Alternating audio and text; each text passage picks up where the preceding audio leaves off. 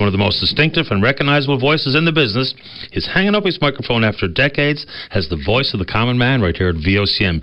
Vince Gallant is my guest this morning. Good morning, Vince. Hi, Paddy. Congratulations, sir. I thank you very much. Pleasure to be here. Be one of my final times, I suppose, but I'll be dropping by to say hello and, keep an eye on things. Well, it's a real honor for me to have you for one of your last moments here at VOCM.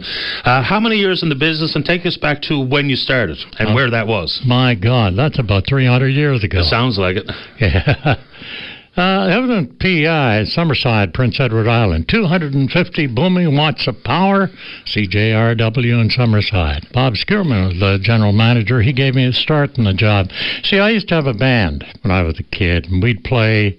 We had sponsored radio shows in Charlottetown and Summerside, so it was only 35 miles between the two towns, but that was a fairly major little trip in those days. One day I happened to be there, and I fronted the band and was the MC.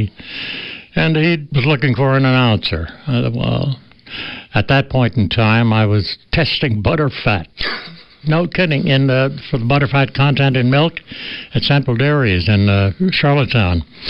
And he said, I'm looking for an announcer. You be interested? I said, well, thought very quickly, and how much? Good question. Well, let's face it, you were a kid. Money was important. You get some. And quoted a figure at that point in time. I think it was $35 a week, which was about $7 more than I was making. But we were getting about $20 a piece for the guys in the band for the shows and that type of thing. And he said, come on in, try a tape. So I did that, got the job, and that was the beginning of it. It wasn't long after that a friend of mine, CFCY in Charlottetown, called me and come on in. So they gave me a bit more money, and I went back because it was my hometown. Tell us about how you made your way to Newfoundland. That's a rather lengthy story in some ways, but I worked for Jeff Sterling in Montreal. I worked at his station, CKGM. When I went to Montreal first, I was working at CJAD, which is one of the standard, the E.P. Taylor chain, CFRB Toronto, that group. And I worked for AD, but Jeff wooed and won their program manager, Ralph Kirchen at the time.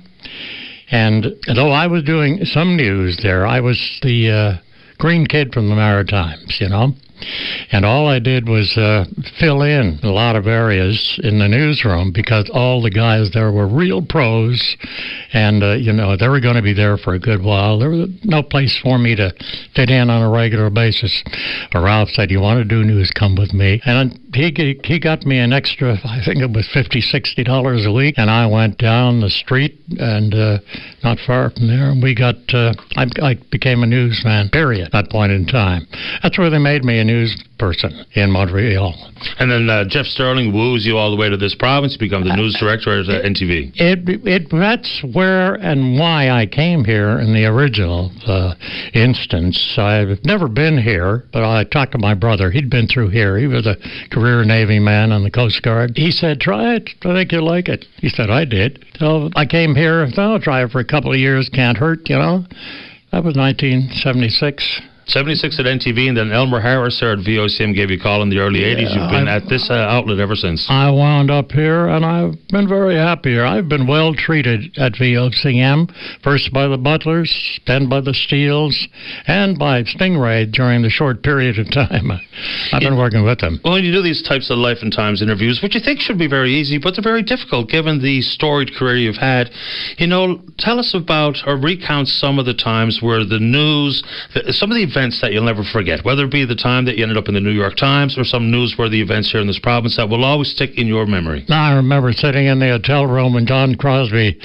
was doing the moratorium announcement. I tell you, that was a riot, a literal riot. I remember John said if it helped, let them in. They want to give me a punch in the gob. I remember that type of thing, Remember also when I was at NTV during, I think it was a Boxing Day, we had that disastrous fire that killed those senior citizens.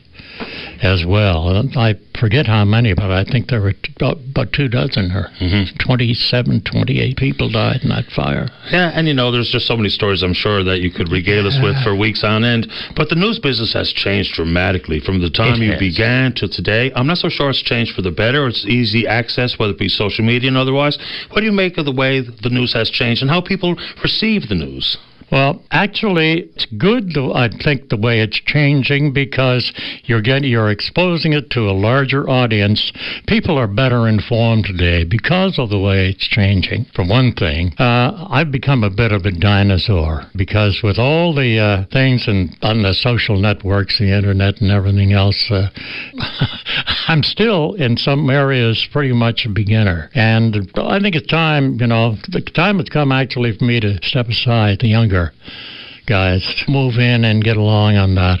But I like the way it has, it's progressed and the way it's changing. The only thing that I find in somewhat smaller markets is that a lot of the people come into it and they're looking for a job and a paycheck as opposed to looking for a career. And, I remember when I started, I worked for the paycheck, too, because you need the money. But there's a certain pride in doing the job for your station, for your employer, and for yourself. And as a consequence, I worked in a number of markets along the way, a lot of them, none of them irrelevant, of course, but once I'd reach a certain point in a market where I felt I couldn't learn any more, I'd go to a place a little bigger.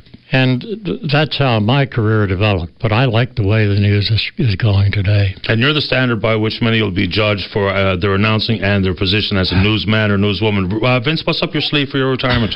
Well, woodworking is a hobby of mine, and I still do some writing, and I read a lot. I've always read a lot.